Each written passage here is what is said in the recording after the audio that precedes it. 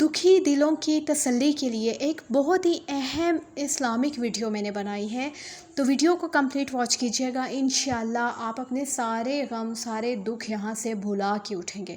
السلام علیکم مائی YouTube family, امید ہے سب ٹھیک ٹھاک ہوں گے اور ایمان کی بہترین حالت میں ہوں گے۔ سب سے پہلا کام جو آپ نے کرنا ہے وہ یہ ہے کہ ہر وقت ہر جگہ اپنے رب کا شکر ادا کریں۔ ناشکری بالکل بھی نہیں کرنی ہے، ہمت سے کام لیں، دل برداشتہ بالکل بھی نہ ہو۔ پریشانی اور مصیبت کا آنا تو اس دنیا میں دیکھیں لازماً سی بات ہے نا، اور ایسے کٹھن حالات کی وجہ سے آپ کی جو ہے تربیت بھی ہوتی ہے، پھر آپ باقی لوگوں کے لیے ڈھارس و سہارے کا ذریعہ بنیں گے، کیونکہ جب آپ خود اس ٹف فیز سے گزریں گے تو آپ کو آئیڈیا ہوگا کہ دوسروں کو کس طرح سے آپ نے سہارا دینا ہے۔ آپ باقی لوگوں کو بہترین انداز میں تسلی دے سکیں گے، ان کی رہنمائی کر سکیں گے۔ دوسری بات یہ کہ مصائب و پریشانی سے گناہ یعنی کہ خطائیں معاف ہو جاتی ہیں اور موت کے بعد جنت میں اعلیٰ مقام جو ہے وہ ملتا ہے۔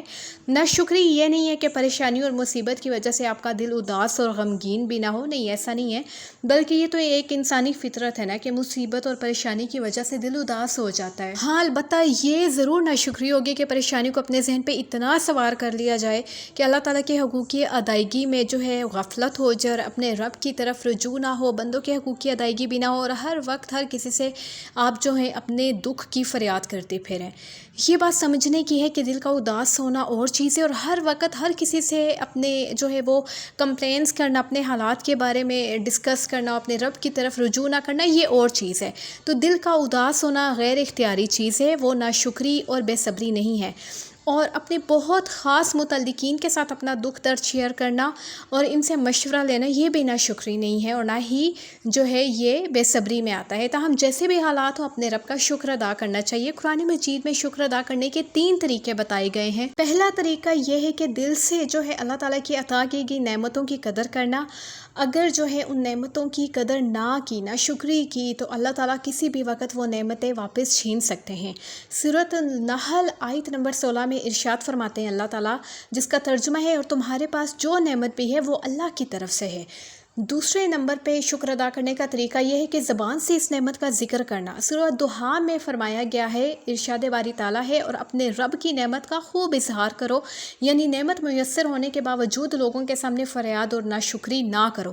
تیسرے نمبر پہ شکر ادا کرنے کا طریقہ ہے کہ اپنے اعمال سے دکھانا کہ ہمارے رب نے جو نعمت دی ہے ہم وہ صحیح طور پہ استعمال کر رہے ہیں، اس نعمت کو اللہ تعالیٰ کی ناراضگی والے کاموں میں استعمال نہیں کرے، یعنی اس نعمت کو اللہ کی نافرمانی اور گناہ کے کاموں میں نہیں خرچ کرے۔ جیسے کہ سورۃ سبا آیت نمبر 13 میں ارشاد ہوتا ہے، اے داؤد کے خاندان والو، تم ایسے عمل کیا کرو جن سے شکر ظاہر ہو۔ ان تینوں آیات سے معلوم ہوا کہ دل، زبان اور اعمال سے اللہ کی نعمت کا شکر ادا کیا جائے تو ایسے شکر پہ اللہ تعالیٰ 4 انعامات سے نوازتا ہے۔ سب سے پہلا انعام یہ ہے کہ اللہ تعالیٰ کی رضا نصیب ہو جاتی ہے۔ اللہ تعالیٰ چاہتے ہیں کہ میرے بندے میری نعمت کا شکر ادا کریں اور میں ان سے راضی اور خوش ہو جاؤں۔ چنانچہ سورۃ زمر آیت 7 میں ارشاد فرمایا، اگر تم شکر کرو گے تو وہ اسے تمہارے لیے پسند کرے گا۔ دوسرے نمبر پہ جو انعام ہے وہ یہ ہے کہ شکر کی بدولت انسان اللہ کے عذاب سے بچ جاتا ہے۔ جیسے کہ سورۃ نساء آیت 147 میں ارشاد باری تعالیٰ ہے، اگر تم شکر گزار بنو گے اور صحیح معنی میں ایمان لے آؤ تو اللہ تمہیں عذاب دے کہ آخر کیا کرے گا۔ اور تیسرا انعام یہ ہے کہ جس نعمت پہ جو ہے شکر ادا کیا جا رہا ہے وہ مزید بڑھتی ہے، کیونکہ زندگی کی ہر نعمت ایک بیج کی طرح ہے، جسے جو ہے شکر کی زمین میں بویا جائے تو کئی گنا بڑھ کے فصل دیتی ہے۔ اس لیے اللہ تعالیٰ نے سورہ ابراہیم آیت نمبر جو ہے 7 میں فرمایا ہے کہ اگر تم شکر ادا کرو گے تو میں اور زیادہ ادا کروں گا۔ اور چوتھا انعام یہ ہے کہ آخرت میں انسان کو شکر کے ایک ایک لفظ، شکر کے احساس اور شکر والے عمل پر بہترین اجر سے نوازا جائے گا۔ جیسے کہ سورۃ آل عمران آیت 144 میں اللہ تعالیٰ فرماتے ہیں، اور عنقریب اللہ شکر گزار بندوں کو ثواب دے گا۔ یہ وہ آیات ہیں جو شکر کے ذریعے ہمیں اللہ کے قریب کر دیتی ہیں، اس کی رضا اور خوشنودی کا مستحق بنا دیتی ہیں اور ہمارے دلوں اور چہروں کو اطمینان سے پرسکون کر دیتی ہیں۔ اس لیے ہر حال میں بار بار اپنے رب کا شکر ادا کریں۔